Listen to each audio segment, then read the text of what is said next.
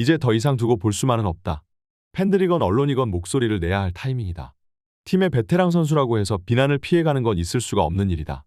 손흥민이 아무리 많은 골을 넣어봤자 무슨 소용인가. 소니가 3골을 넣으면 에릭 다이어는 4골을 상대에게 내어준다. 현재 에릭 다이어를 향한 신랄한 비판이 엄청난 화제입니다. 뉴캐슬전 6실점과 리버풀전 4실점 이후 토트넘의 절망적인 수비력을 목격한 팬들은 이 부진한 경기력의 중심에 있는 선수를 솎아내기 시작했는데요. 그리고 당연하게도 현재 토트넘의 수비 실책에서 제일 많은 지분을 차지하는 것은 에릭 다이어이고, 팬들은 하루빨리 다이어를 방출하고 새로운 센터백을 영입하라며 구단에게 촉구하고 있습니다. 그러나 에릭 다이어는 이상하리만치 클럽에서의 입지가 견고한데요. 그 이유는 다이어는 토트넘에서 가장 오랜 시간을 뛴 베테랑 선수 중 하나이기도 하고, 클럽에 몇 안 되는 홈그로운 선수인 잉글랜드 국적의 선수이기 때문이죠. 그렇기 때문에 다이어는 라커룸에서 지지를 받음과 동시에 자국 선수를 편애하는 토트넘 보드진들의 비호 덕분에 아직도 계속해서 토트넘에서 끈질기게 버티고 있는데요. 그리고 결국 이러한 토트넘의 구단 운영을 보다 못한 토트넘의 전 감독이었던 조세 무리뉴가 입을 열었고, 통렬한 일침을 가하며 토트넘 보드진을 입다물게 만들었습니다.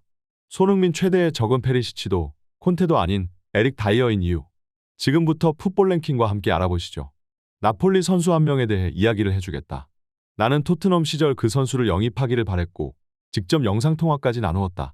그 당시 그 선수의 몸값은 1천만 유로 정도밖에 되지 않았는데 토트넘은 고작 500만 유로만 제시하며 결국 이적이 파토나고야 말았다. 돈을 조금만 더 썼었어도 거래는 성사되었을 것이다. 심지어 토트넘 보드진들은 그 선수를 형편없는 수비수라 칭했다. 지금 생각해보면 기가 막힌 일이다. 이 인터뷰는 현재 AS 로마를 이끌고 있는 무리뉴가 나폴리와의 일전 이후 토트넘의 보드진들을 저격하며 시작된 발언인데요. 무리뉴가 여기서 언급하는 1,000만 유로의 몸값을 지녔던 센터백이란 바로 현재 월드클래스 센터백으로 성장한 나폴리의 김민재 선수이고, 토트넘은 현재 세계적인 선수로 발돋움한 김민재에게 고작 1천만 유로의 이적료도 지불하기를 꺼려했다며 토트넘 보드진들의 좁은 시야와 형편없는 스카우터 능력을 신랄하게 공격하였습니다. 현재 김민재는 유럽의 빅클럽들이 가장 주시하고 있는 센터백이며 이미 레알 마드리드, 맨체스터 유나이티드, 리버풀과 같은 명문 클럽들이 김민재에게 접촉하기 시작했다는 기사들이 쏟아져 나오고 있는데요. 토트넘은 뒤늦게야 부랴부랴 김민재에게 관심을 재점화시켰지만 지금까지 언급된 클럽과 토트넘의 위상 차이는 명확하기에 김민재는 이제 토트넘 같은 클럽은 눈에 들어올 리조차도 없고, 토트넘은 세계 최고의 센터백을 고작 1,000만 유로의 이적료로 영입할 수 있었던 천금과도 같은 기회를 놓쳐버린 것이죠. 그리고 무리뉴가 밝힌 토트넘의 김민재 영입 사가의 전말을 알게 된 팬들은 월드클래스 수비수를 영입할 수 있는 기회를 보드진들이 걷어차버렸다며 분통을 터뜨리고 있는데요. 특히 현재 토트넘의 처참한 성적 속에서 팬들의 입에 가장 많이 오르내리고 있는 문제의 인물은 바로 센터백인 에릭 다이어이고, 이 토트넘 수비진의 최대 구멍을 하루빨리 팀에서 내쫓고 싶어 안달이 나 있는 상태입니다.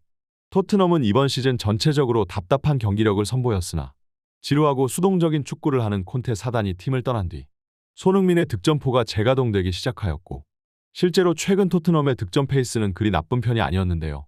그러나 손흥민과 케인이 아무리 전방에서 골을 벌어줘다 봤자 처참한 수비력을 보여주는 토트넘의 수비진들은 그 이상으로 상대방에게 골을 헌납해 주었고, 팀의 승리를 가져다 바치는 그 중심에는 바로 에릭 다이어가 있었습니다. 다이어는 뉴캐슬전 역대급 수비 실책을 선보이며 고작 20분 만에 뉴캐슬에게 5골을 내주고야 말았는데요. 그 다음 경기인 메뉴전에서도 손흥민은 어떻게든 고군분투하며 동점골을 만들어냈으나 이미 에릭 다이어가 상대방에게 헌납한 2골짜를 뒤집어내기란 힘들었습니다. 그리고 최근의 리버풀전은 그야말로 손흥민과 케인의 뒷목을 잡게 만드는 경기와도 마찬가지였는데요. 이 경기 토트넘은 고작 15분 만에 3골을 내주며 무너졌으며 고작 경기 시작 15분 만에 팬들이 경기장을 떠나게 만드는 초유의 사태가 발생했습니다. 하지만 그 리버풀을 상대로 뒤져있던 3골차를, 그것도 무려 상대의 홈구장인 안필드에서 손흥민은 이 경기를 팀원의 멱살을 잡고 끌고 가며 견인시키기 시작했는데요. 세계 최고의 수비수 반다이크를 따돌리고 추가골을 집어넣었으며 이어 93분 극적인 시간에 세트피스에서 날카로운 크로스를 히샬리송의 머리에 연결하였고, 결국 손흥민의 맹활약 속에 토트넘은 극장과도 같은 동점골을 기록했습니다. 하지만 이번에도 다시 한번 후방에서의 실수로 동점골을 넣은 지 불과 몇십 초 만에 재차 역전골을 허용했으며, 손흥민의 미친 경기력 속에도 결국 이 경기를 가른 건 토트넘의 센터백들이었는데요. 최근 손흥민과 케인의 연이은 활약상 속에서도 계속해서 토트넘의 수비진들이 경기를 망가뜨리는 모습들을 보며 팬들은 현재 토트넘이 해결해야 할 과제는 바로 수비진의 개편과 에릭 다이어의 방출이라고 얘기하고 있습니다.